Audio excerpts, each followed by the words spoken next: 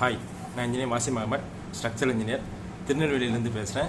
நம்ம 25 days 25 video சீரீஸில் ஒவ்வொரு நாளைக்கும் ஒவ்வொரு வீடியோ கட்டுமான தொடர்பான விளக்கங்களை பற்றி பார்த்துட்ருக்கோம். அந்த வருஷத்தில் நேற்று வந்து கன்ஸ்ட்ரக்ஷன் பண்ணுறதுக்கு முன்னாடி நம்ம கையில் என்னென்ன பிளான்லாம் வேணுங்கிறத பற்றி நேற்று வீடியோவில் பார்த்தோம். இன்றைக்கி வந்து 3வது வீடியோ. இன்றைக்கி நம்ம எதை பற்றி பார்க்க போகிறோன்னா, பில்டிங் கான்ட்ராக்ட் முறைகள் என்னென்ன இருக்குது அதை பற்றி நம்ம வந்து இன்றைக்கி தெளிவாக அலசுவோம். வாங்க வீடியோக்குள்ளே போவோம்.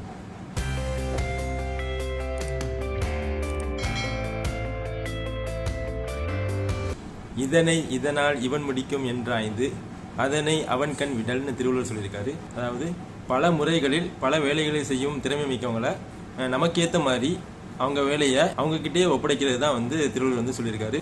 பில்டிங் கன்ஸ்ட்ரக்ஷன் பொறுத்த வரைக்கும் இதில் நிறைய பேரோட இன்வால்மெண்ட் இருக்கும். கொத்தனார்கள் இருப்பாங்க, கம்பி உழைக்கிறவங்க இருப்பாங்க, கார்பெண்டர் இருப்பாங்க, பிளம்பர் இருப்பாங்க, எலக்ட்ரிஷியன் இருப்பாங்க. ஒவ்வொன்றுலையும் ஒவ்வொரு திறமை வாய்ந்தவங்க இருப்பாங்க. அவங்கள நமக்கு ஏற்ற முறையில் வேலை செய்ய வைக்கும்போது நமக்கு நிறைய டைம் வந்து மிச்சமாகும். பில்டிங் கட்டுறதுக்கு நிறைய முறைகள் இருக்குது. அதில் வந்து பெரும்பாலும் நம்ம 4 முறைகள் தான் வந்து ஃபாலோ பண்ணிகிட்ருக்கோம். அதில் முதல் முறையை வந்து டெய்லி வேஜஸ் கான்ட்ராக்ட்னு சொல்லுவாங்க, அதாவது தினக்கூலி முறைன்னு சொல்லுவாங்க. இதில் வந்து நாம் தான் எல்லா பொருளையும் வாங்கி கொடுக்க வேண்டியது வரும், நாம் தான் ஒர்க்கர்ஸையும் நியமிக்க வேண்டியது வரும், நாம் தான் வந்து முழு நேரமும் சூப்பர்வைஸ் பண்ண வேண்டியது வரும். இதில் அட்வான்டேஜ் என்னென்ன இருக்குன்னா, ஒன்று நாமளே பொருள் வாங்குறதுனால சிறந்த பொருளாக நம்மளால் வாங்கிக்க முடியும். 2வது வேலை செய்யாத ஆள் நீக்கிட்டு வந்து புது வேலை நம்மளால் கொண்டு வர முடியும். 3வது நாமளே சூப்பர்வைஸ் பண்ணனால கரெக்டாக எல்லாத்தையும் பார்த்துக்கலாம், எந்த விதமான வேஸ்டேஜும் வராது. இதில் டிஸ்அட்வான்டேஜ் என்னென்ன இருக்குன்னா, நாமளே முழு நேரமும் இருக்கிறதுனால நம்மளால் மற்ற வேலைகளை கான்சன்ட்ரேஷன் பண்ண முடியாது. உதாரணத்துக்கு ஆஃபீஸ் அந்த மாதிரி எங்கேயும் போக முடியாது. 2வது நம்ம என்ன தான் வந்து முழு நேரமும் சூப்பர்வைஸ் பண்ணாலும் ஒர்க்கர்ஸ் வந்து நேர்மையாக ஒர்க் பண்ணுவாங்கன்னு கேட்டோம்னா அது கேள்விக்குறி தான். இதுக்கு ஒரு மேஸ்திரி நம்ம ஒரு நியமிக்க வேண்டியது வரும். ஒர்க்கர்ஸ் வந்து ஒரு நாள் வருவாங்க, ஒரு நாள் வந்து லீவ் எடுப்பாங்க. இந்த மாதிரி நடக்கும்போது ஒர்க்கில் எந்த ஒரு இம்ப்ரூவ்மெண்ட்டும் இருக்காது. நம்ம டெய்லி வேஜஸ் கான்ட்ராக்ட் என்னென்ன முறைக்கெலாம் நம்ம யூஸ் பண்ணோம்னா, நம்ம சின்ன சின்ன வேலைகள், அதாவது ரெனோவேஷன் ஒர்க்ஸு, இந்த மாதிரி பெயிண்ட் அடிக்கிறது, இந்த மாதிரி சின்ன ரூம் கட்டுறது, இந்த மாதிரி வேலைக்கு வேணால் நம்ம பயன்படுத்திக்கலாம். 2வது வந்து லேபர் கான்ட்ராக்ட் முறை.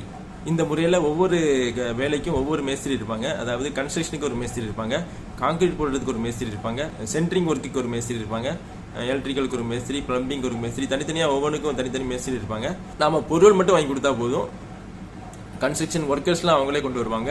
இதில் அட்வான்டேஜ் என்ன இருக்குன்னா, நம்ம பொருளை பாதுகாத்துக்கு வந்து ஒரு செக்யூரிட்டி நியமிச்சா நம்ம பொருள் வேஸ்ட் ஆகாமல் தடுக்கலாம். பில்டிங் கட்டும்போது ஏதாவது பிளான் ஏதாவது சேஞ்ச் பண்ணால் கூட நம்ம ஈஸியாக சேஞ்ச் பண்ணிக்க முடியும். ஒர்க்கர்ஸை மேனேஜ் பண்ணுறதுக்கு மேஸ்திரி இருக்கிறதுனால நமக்கு வந்து முழு நேரமும் வந்து சைட்டில் இருக்கணும்னு அவசியம் இல்லை. இதில் ட்ராபேக்ஸ்லாம் என்னென்னா, அதாவது தொல்லைகள் என்னென்ன இருக்குன்னா, நம்ம பொருள் வந்து ஒவ்வொரு பொருளையும் வாங்குறதுக்கு நம்ம வந்து நிறைய இடத்துல அலைய வேண்டியது வரும். 2வது வந்து மேஸ்திரிங்க வந்து அவங்க கீழே வேலைச்சவங்களுக்காக பணம் வேண்டி நம்மகிட்ட கேட்கலாம். நம்ம அளவுக்கு அதிகமாக கொடுக்கறது மூலமாக நம்ம ஏமாறதுக்கு கூட வாய்ப்பு இருக்குது. 3வது விஷயம், நம்ம பொருள் வாங்கும்போது மேஸ்திரி வந்து தலையிட்டு அவங்களுக்கு கமிஷன் வாங்க வேண்டி நம்மக்கிட்ட வந்து தரமற்ற பொருளை கூட நம்ம தலையில் கட்ட வாய்ப்பு இருக்குது. அடுத்தது வந்து நம்ம வந்து யூனிட் ப்ரைஸ் கான்ட்ராக்டை பற்றி பார்க்க போகிறோம். ஒவ்வொரு வேலைக்கும் அதுக்கேற்ற மெட்டீரியல்ஸ், அதுக்கேற்ற லேபர்ஸ் எல்லாத்துக்கும் சேர்த்தே வந்து ஒரு தொகையை வந்து ஃபிக்ஸ் பண்ணி ஒரு ஸ்கொயர் ஃபீட்டுக்கு, இப்போ செங்கல் கட்ட போகிறீங்கன்னா செங்கல் கட்டுறதுக்கு ஸ்கொயர் ஃபீட்டுக்கு இவ்வளவு, பிளாஸ்டரிங் பண்ண போகிறீங்கன்னா பிளாஸ்டரிங்க்கு ஸ்கொயர் ஃபீட்டுக்கு இவ்வளவு, காங்கிரீட் போட போகிறீங்கன்னா காங்கிரீட்டுக்கு ஸ்கொயர் ஃபீட்டுக்கு இவ்வளவு, கம்பி கட்ட போகிறீங்கன்னா கம்பி கட்டுறதுக்கு ஸ்கொயர் ஃபீட்டுக்கு இவ்வளவுன்னு ஒரு ரேட் ஃபிக்ஸ் பண்ணி அதுக்கேற்ற மாதிரி வாங்குறது தான் வந்து யூனிட் ப்ரைஸ் கான்ட்ராக்ட்னு சொல்லுவாங்க. யூனிட் ப்ரைஸ் கான்ட்ராக்ட் பொறுத்த வரைக்கும் நம்ம பொருள்லாம் எதுவும் வாங்கி கொடுக்க வேண்டாம். எல்லாமே நம்ம ஒரு கான்ட்ராக்டரை நியமிக்கிறது மூலமாக எல்லா பொறுப்பும் கான்ட்ராக்டரே வந்து பார்த்துப்பாங்க. இதில் அட்வான்டேஜ் என்னென்ன இருக்குன்னா, கான்ட்ராக்டர் யூஸ் பண்ணுறதுனால நமக்கு கொஞ்சம் நேரம் வந்து மிச்சமாகுது. நம்ம வெளியூரில் எங்கேயாவது கன்ஸ்ட்ரக்ஷன் பண்ணுறாந்தா அந்த மாதிரி கான்ட்ராக்ட் போகிறது மூலமாக நமக்கு வந்து முழு நேரமும் சூப்பர்விஷன்லாம் பண்ண வேண்டிய அவசியம் இல்லை. இந்த ட்ராபேக்ஸ் என்னென்ன இருக்குன்னா, தரமற்ற பொருள் வந்து நம்ம கன்ஸ்ட்ரக்ஷனில் யூஸ் பண்ண வாய்ப்பு இருக்குது.